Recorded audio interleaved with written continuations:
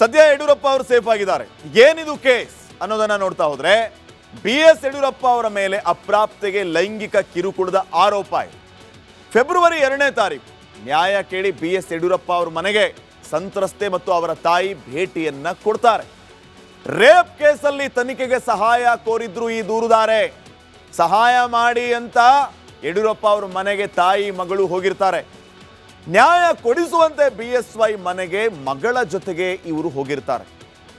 ಬಾಲಕಿಯ ಜೊತೆಗೆ ಯಡಿಯೂರಪ್ಪ ಅವರು ಈ ಸಂದರ್ಭದಲ್ಲಿ ಅನುಚಿತವಾಗಿ ವರ್ತಿಸಿದರು ಅನ್ನುವಂಥ ಆರೋಪ ಕೇಳಿ ಬಂದಿದೆ.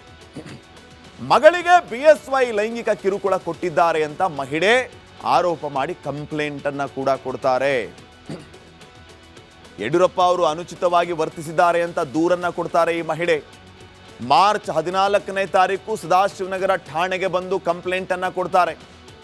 ವಿಡಿಯೋ ಸಮೇತ ದೂರನ್ನ ಕೊಟ್ಟಿದ್ರು ಆ ಬಾಲಕಿಯ ತಾಯಿ.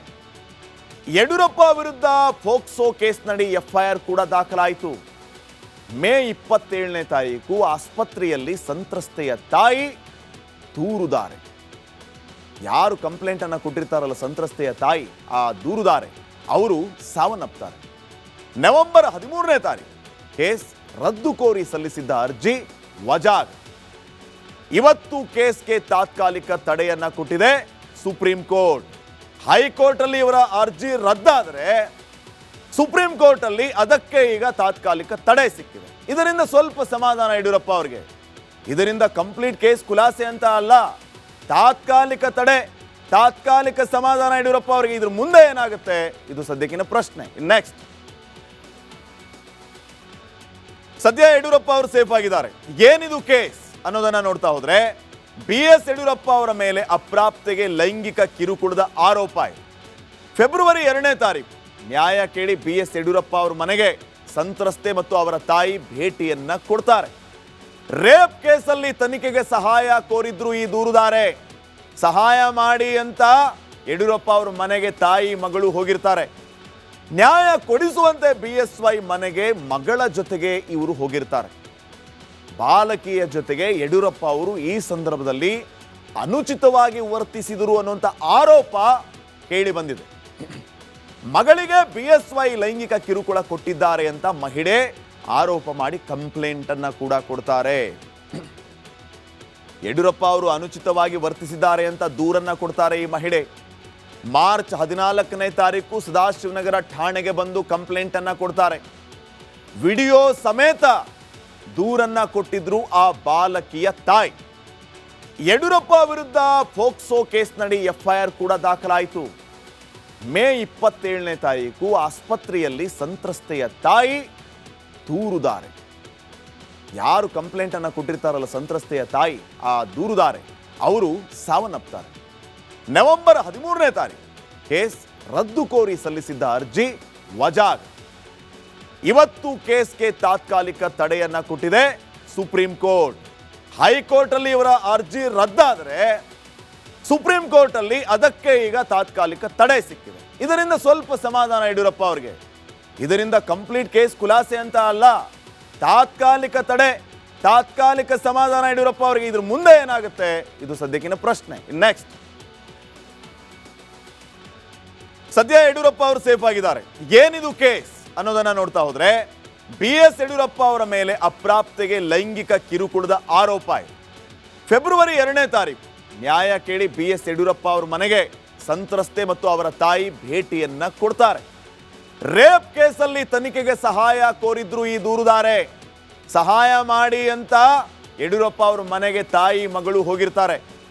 ನ್ಯಾಯ ಕೊಡಿಸುವಂತೆ BSY ಮನೆಗೆ ಮಗಳ ಜೊತೆಗೆ ಇವರು ಹೋಗಿರ್ತಾರೆ.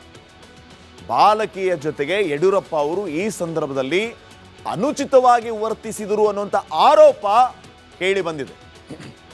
ಮಗಳಿಗೆ BSY ಲೈಂಗಿಕ ಕಿರುಕುಳ ಕೊಟ್ಟಿದ್ದಾರೆ ಅಂತ ಮಹಿಳೆ ಆರೋಪ ಮಾಡಿ ಕಂಪ್ಲೇಂಟ್ ಅನ್ನ ಕೂಡ ಕೊಡ್ತಾರೆ. ಯಡಿಯೂರಪ್ಪ ಅವರು ಅನುಚಿತವಾಗಿ ವರ್ತಿಸಿದ್ದಾರೆ ಅಂತ ದೂರನ್ನ ಕೊಡ್ತಾರೆ ಈ ಮಹಿಳೆ. ಮಾರ್ಚ್ 14ನೇ ತಾರೀಕು ಸದಾಶಿವನಗರ ಠಾಣೆಗೆ ಬಂದು ಕಂಪ್ಲೇಂಟ್ ಅನ್ನ ಕೊಡ್ತಾರೆ.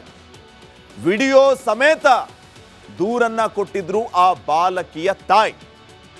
ಯಡಿಯೂರಪ್ಪ ವಿರುದ್ಧ ಫೋಕ್ಸೋ ಕೇಸ್ನಡಿ FIR ಕೂಡ ದಾಖಲಾಯಿತು.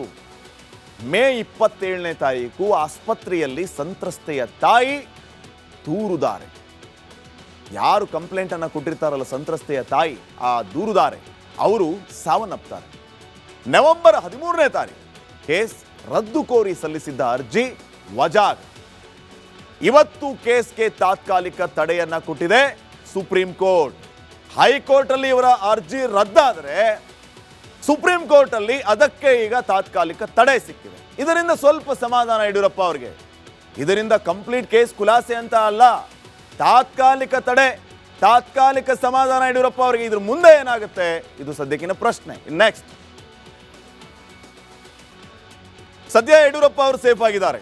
ಏನಿದು ಕೇಸ್ ಅನ್ನೋದನ್ನ ನೋಡ್ತಾ ಹೋದ್ರೆ, BS ಯಡಿಯೂರಪ್ಪ ಅವರ ಮೇಲೆ ಅಪ್ರಾಪ್ತೆಗೆ ಲೈಂಗಿಕ ಕಿರುಕುಳದ ಆರೋಪ ಇದೆ. ಫೆಬ್ರವರಿ 2ನೇ ತಾರೀಕು ನ್ಯಾಯ ಕೇಳಿ BS ಯಡಿಯೂರಪ್ಪ ಅವರ ಮನೆಗೆ ಸಂತ್ರಸ್ತೆ ಮತ್ತು ಅವರ ತಾಯಿ ಭೇಟಿಯನ್ನ ಕೊಡ್ತಾರೆ. ರೇಪ್ ಕೇಸಲ್ಲಿ ತನಿಖೆಗೆ ಸಹಾಯ ಕೋರಿದ್ರು ಈ ದೂರುದಾರೆ.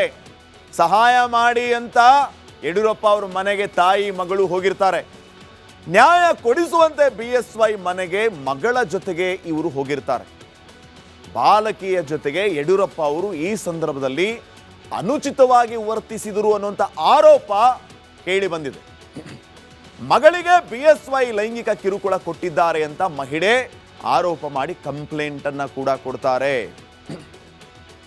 ಯಡಿಯೂರಪ್ಪ ಅವರು ಅನುಚಿತವಾಗಿ ವರ್ತಿಸಿದ್ದಾರೆ ಅಂತ ದೂರನ್ನ ಕೊಡ್ತಾರೆ ಈ ಮಹಿಳೆ. ಮಾರ್ಚ್ 14ನೇ ತಾರೀಕು ಸದಾಶಿವನಗರ ಠಾಣೆಗೆ ಬಂದು ಕಂಪ್ಲೇಂಟ್ ಅನ್ನ ಕೊಡ್ತಾರೆ. ವಿಡಿಯೋ ಸಮೇತ ದೂರನ್ನ ಕೊಟ್ಟಿದ್ರು ಆ ಬಾಲಕಿಯ ತಾಯಿ. ಯಡಿಯೂರಪ್ಪ ವಿರುದ್ಧ ಫೋಕ್ಸೋ ಕೇಸ್ನಡಿ FIR ಕೂಡ ದಾಖಲಾಯಿತು. ಮೇ 27ನೇ ತಾರೀಕು ಆಸ್ಪತ್ರೆಯಲ್ಲಿ ಸಂತ್ರಸ್ತೆಯ ತಾಯಿ ದೂರುದಾರೆ.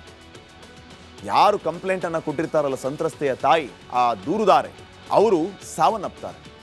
ನವೆಂಬರ್ 13ನೇ ತಾರೀಕು ಕೇಸ್ ರದ್ದು ಕೋರಿ ಸಲ್ಲಿಸಿದ್ದ ಅರ್ಜಿ ವಜಾಗ. ಇವತ್ತು ಕೇಸ್ಗೆ ತಾತ್ಕಾಲಿಕ ತಡೆಯನ್ನ ಕೊಟ್ಟಿದೆ ಸುಪ್ರೀಂ ಕೋರ್ಟ್.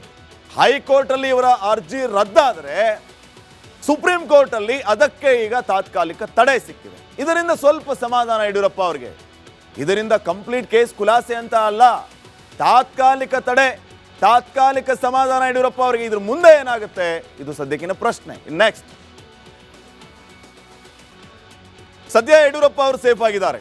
ಏನಿದು ಕೇಸ್ ಅನ್ನೋದನ್ನ ನೋಡ್ತಾ ಹೋದ್ರೆ, BS ಯಡಿಯೂರಪ್ಪ ಅವರ ಮೇಲೆ ಅಪ್ರಾಪ್ತೆಗೆ ಲೈಂಗಿಕ ಕಿರುಕುಳದ ಆರೋಪ ಇದೆ. ಫೆಬ್ರವರಿ 2ನೇ ತಾರೀಕು ನ್ಯಾಯ ಕೇಳಿ BS ಯಡಿಯೂರಪ್ಪ ಅವರ ಮನೆಗೆ ಸಂತ್ರಸ್ತೆ ಮತ್ತು ಅವರ ತಾಯಿ ಭೇಟಿಯನ್ನ ಕೊಡ್ತಾರೆ. ರೇಪ್ ಕೇಸಲ್ಲಿ ತನಿಖೆಗೆ ಸಹಾಯ ಕೋರಿದ್ರು ಈ ದೂರುದಾರೆ.